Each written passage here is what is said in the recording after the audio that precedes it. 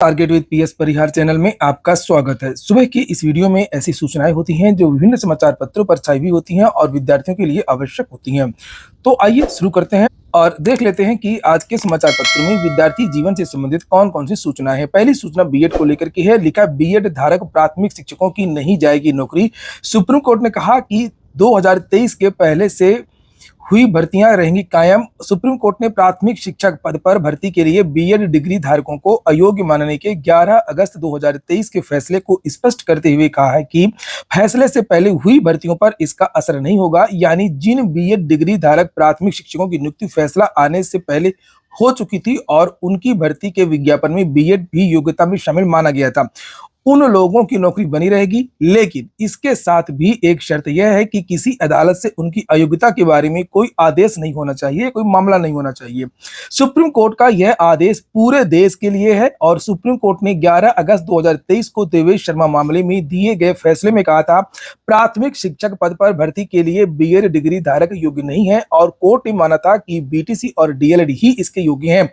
जब 11 अगस्त 2023 को ये आदेश जारी हुआ था तभी बहुत सारे विद्यार्थियों के फोन आए थे, क्योंकि उसमें 28 जून 2018 का गजट रद्द किया गया था। जो चयनित शिक्षक थे वो चिंता में थे। मैंने स्पष्ट किया था कि ज्यादातर जो 11 अगस्त पहले के शिक्षक हैं वो सुरक्षित रहेंगे। उसका एक कारण मैंने ये बताया था कि जब तक कोई भी ऑर्डर कानून का नहीं है या कोई भी कानून ऐसा नहीं है जो ये बताए कि ये जो कानून बनाया गया है एनसीटीई के द्वारा या केंद्र सरकार के द्वारा, उसको गलत साबित नहीं किया गया है, तब तक वो गलत नहीं माना जाएगा। और 11 अगस्त को चूंकि आदेश जारी हुआ था कि ये जो एनसीटी का जो गजट है वो गलत है और बीएड जो है प्राथमिक के योग्य नहीं है, तो ये जिस दिन 11 अगस्त को ऑर्डर बनाया उस दिन से ये माना जाएगा कि ये कानून गलत है, एनसीटी का जो गजट है वो गलत है।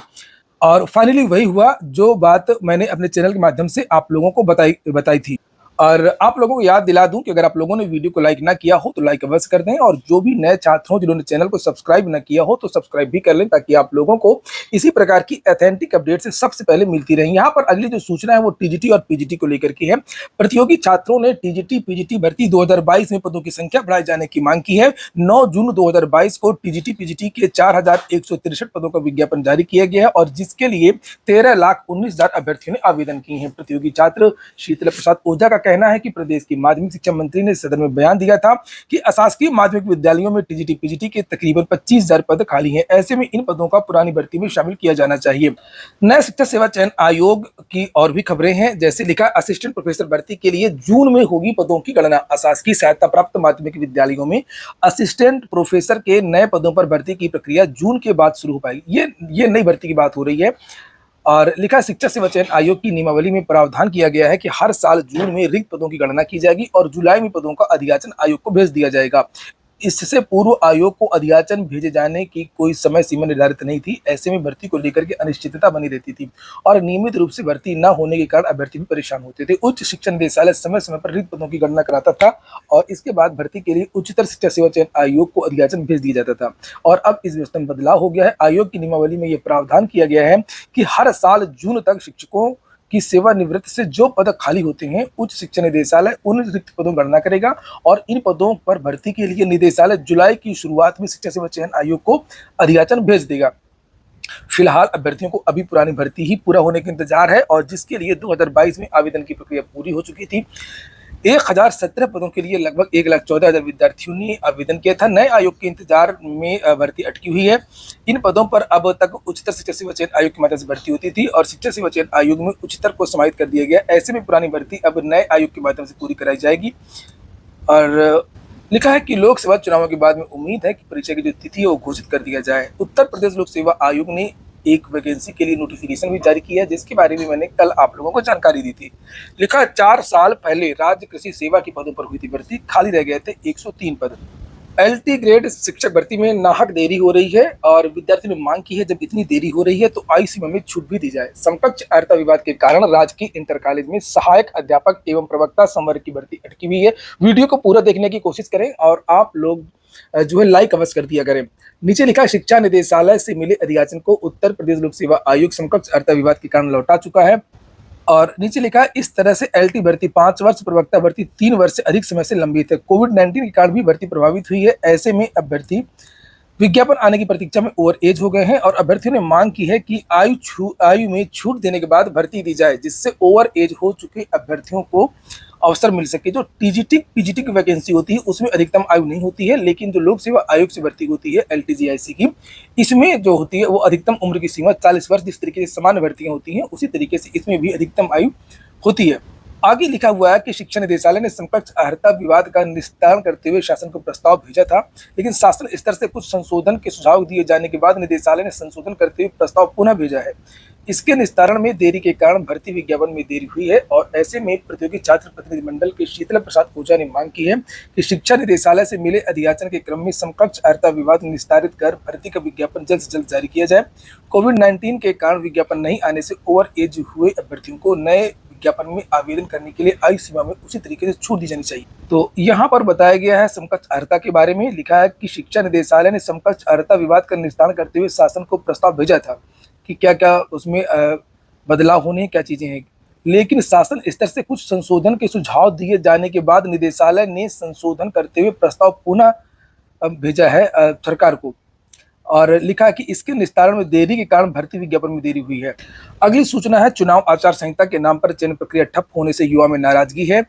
चुनाव आचार संहिता के दौरान सरकारी घोषणाओं पर रोक है, लेकिन उत्तर प्रदेश में आचार संहिता का हवाला देते हुए चयन प्रक्रिया ठप कर दी गई है। दरअसल सरकार रोजगार के सवाल पर कभी भी गंभीर नहीं रही है और ये बात उठाई है युवा मंच ने। और लिखा हुआ है कि युवा मंच के अध्यक्ष अनिल सिंह की ओर से प्रेषित पत्र में विशेष जोर देते हुए राज्यपाल महोदया के संज्ञान में लाया गया है कि चुनाव आचार संहिता में लंबित चयन प्रक्रिया पर किसी तरह की रोक नहीं है। बावजूद इसके उत्तर प्रदेश में लोक सेवा आयोग समेत अन्य चयन संस्थाओं में चयन प्रक्रिया ठप है। प्रेषित पत्र में उत्तर प्रदेश लोक सेवा आयोग द्वारा तत्काल संशोधित परीक्षा कैलेंडर जारी करने और आरओ पेपर रद्द करने की नोटिस जारी करने, 2 साल पहले विज्ञापित टीजीटी पीजीटी असिस्टेंट प्रोफेसर समेत अन्य लंबित भर्तियों को आयोजित कराने के संबंध में नवगठित शिक्षा सेवा चयन आयोग द्वारा तत्काल निर्णय लेने, एलटी प्रवक्ता जीआईसी खंड शिक्षा अधिकारी अर्हता विवाद प्रकरण निस्तारित करने, अधीनस्थ सेवा चयन आयोग में आईटीआई इंस्ट्रक्टर समेत अन्य लंबित भर्तियों की चयन प्रक्रिया शुरू करने, पेपर लीक व धांधली प्रकरण में रद्द हुई पुलिस भर्ती की पुनः परीक्षा तिथि घोषित करने जैसे सवालों को हल करने के लिए उत्तर प्रदेश सरकार को आवश्यक दिशा निर्देश जारी करने का अनुरोध किया गया है।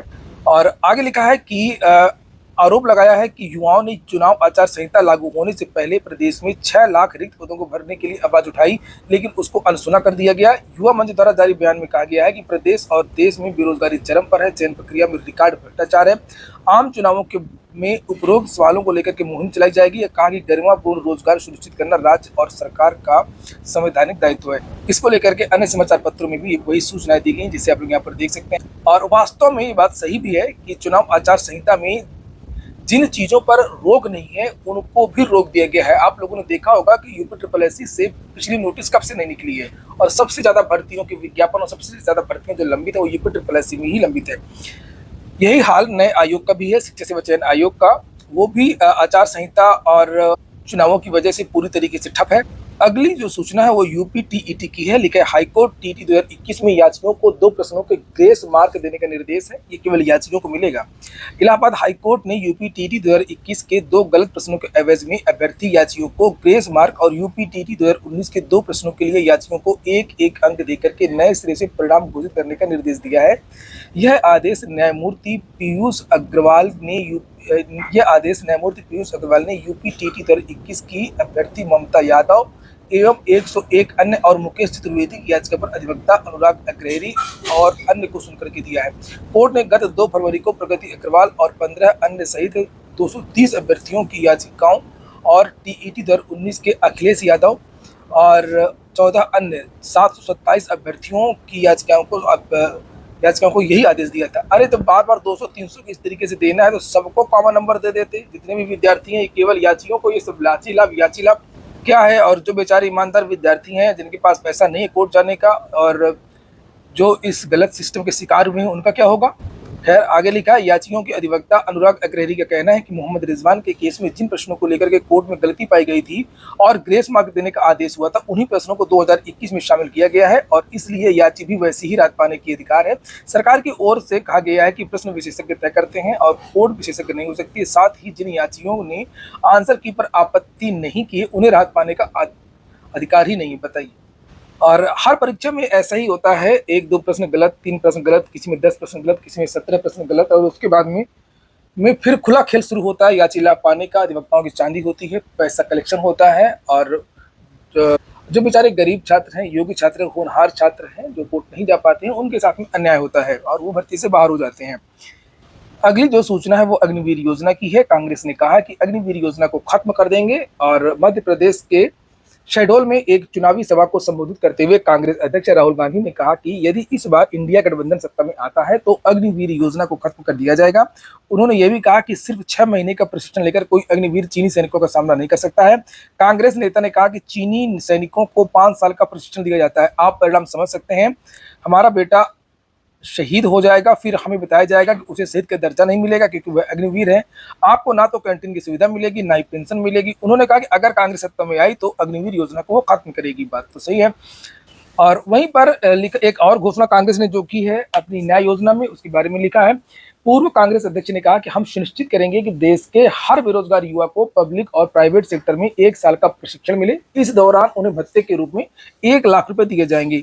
प्रशिक्षण पूरा करने के बाद यदि वो अच्छा करते हैं तो वहीं पर उनको पक्की नौकरी मिल जाएगी। आशा और आंगनबाड़ी कार्यकर्ताओं को वेतन भी दोगुना करने का वादा किया है और वास्तव में ये चीजें होनी भी चाहिए। जो आंगनवाड़ी की बात की जा रही है, आशा कार्यकर्ताओं की बात की जा रही है, जो सरकारी संस्थाएं हैं जहां पर सरकारी अधिकारी हैं, सरकारी कर्मचारियों का वेतन तो बहुत ज्यादा होता है और वहीं पर कोई संविदा कर्मचारी होता है तो उसका वेतन बहुत कम होता है। चाहे संविदा बाबू, संविदा क्लर्क या जिनको मानदेय मिलता है, चाहे वो कोई भी हो। जैसे किसी आप नॉर्मल अगर यहाँ पर देख लें तो एक आंगनवाड़ी को लगभग 6-7 हज़ार रुपये मिलता होगा, इससे ज़्यादा नहीं मिलता है। 5 हज़ार से लेकर के 8 हज़ार के बीच में है। और इसी प्रकार से शिक्षा मित्रों को 10 हज़ार रुपये मिलता है केवल, तो वो भी बहुत कम है। वही चीज़ शिक्षा मित्र करते हैं, वही चीज़ सहायक अध्यापक करता है। सहायक अध्यापक जो पुराने से पुराना है, लगभग 10 साल पुराना सहायक अध्यापक है तो उसको लगभग 60-70 हज़ार रुपये मिलेगा और 10 से 15 साल पुराना है। और वही शिक्षा मित्र है तो उसको फिक्स 10 हज़ार रुपये ही मिल रहा है। तो ये असमानता है। तो इधर इसको भी थोड़ा सा, अगर जो भी कर्मचारी हैं इनको थोड़ा सा इनका वेतन बढ़ाना चाहिए। और जो आंगनवाड़ी कार्यकर्ता कर्त्री होती हैं, अगर इनका वेतन चूंकि ज़्यादा नहीं होता है तो ये क्वालिटी नहीं दे पाती हैं, इनका भी मन अपने कार्य में नहीं लगता है। और हालांकि जो संविदा वाली जो प्रणाली है, आउटसोर्सिंग वाली प्रणाली है, इसका तो मैं लगातार विरोध करता हूँ। जितने भी कर्मचारी होने चाहिए वो परमानेंट ही होने चाहिए।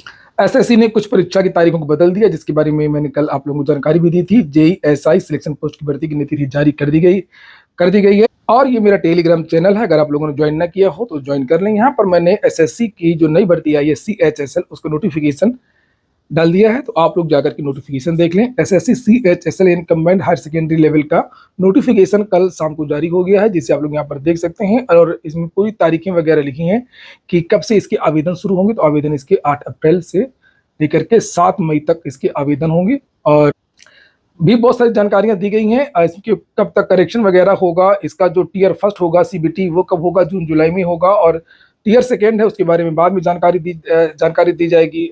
और भी नीचे बहुत सारी जानकारियां दी हैं कि LDC लोअर डिविजनल क्लर्क का और कौन कौन से पद हैं, data entry operator grade A। और पदों के बारे में भी बताया गया कि कितने पद हैं संभावित। तो ये टेंटेटिव वैकेंसीज हैं, 3712 पद हैं।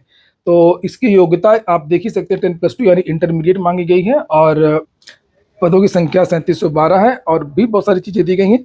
तो आप लोग इसको देख लें। नोटिफिकेशन अगर अंदर आपके अंदर योग्यता हो और आप बाबू बनना चाहते हो तो इसके लिए आवेदन कर सकते हैं। अच्छा, बता देता हूँ कि इसका जो फर्स्ट पेपर होता है, इसका प्री जो होता है टियर फर्स्ट, उसमें क्या क्या पूछा जाता है। तो यहाँ पर ये देखिए लिखा हुआ है कि क्या क्या पूछा जाता है। और इसमें 60 मिनट का समय मिलता है। English language, basic knowledge, general intelligence, quantitative aptitude और जनरल अवेयरनेस, यानी कि इंग्लिश और रीजनिंग, मैथ और GS। ये देखिए इंग्लिश और ये तो मैथ, ये रीजनिंग और ये GS, जनरल अवेयरनेस, समान करंट अफेयर्स वगैरह। तो ये इसका सिलेबस। और जब आप सेकेंड का देखेंगे तो सेकेंड के बारे में भी यहाँ पर ये नीचे लिखा हुआ है। तो मैथमेटिक्स है, रीजनिंग है और इंग्लिश है, जनरल अवेयरनेस है, कंप्यूटर नॉलेज भी पूछा जाता है। तो आप लोग जो नोटिफिकेशन में इसको देख लें और इसके लिए आवेदन कर सकते हैं। ये हो गया आज का वीडियो आपको अच्छा लगा हो, आपके काम का हो तो लाइक अवश्य कर दें। जिन छात्रों ने चैनल को सब्सक्राइब न किया हो, सब्सक्राइब कर लें। पूरा वीडियो सुनने के लिए बहुत बहुत धन्यवाद।